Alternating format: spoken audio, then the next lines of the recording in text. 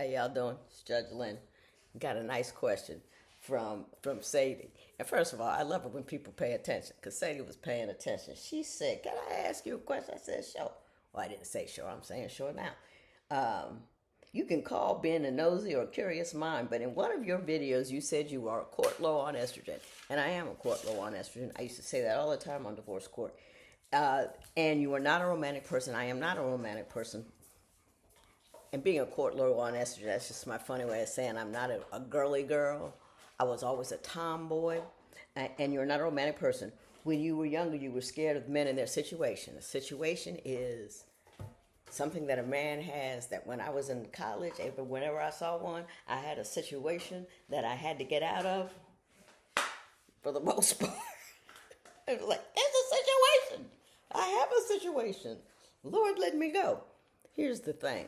And she said, my question is, how in the world you got a man married and 2 kids? I don't see you getting down and dirty. I don't know what that has to do with anything. Love you bunches.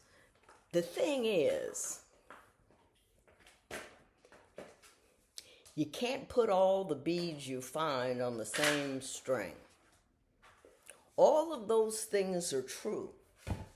I can be outgoing and introverted at the same time. You can be a lot of different things. And when I was in college, I toddled off there, 17 years old, didn't know nothing.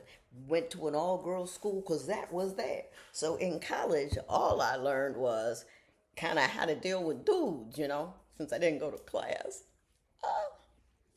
It's terrible. I'll tell you that story too. So I figured out how to deal with them while I was in college and after college and in law school. So you learn you're not always the same person. And so because you have a bunch of red beads and red beads are your romantic proclivities doesn't mean they all string together. I am a court low on estrogen. I don't. All this jewelry and all that kind of stuff, I don't do it.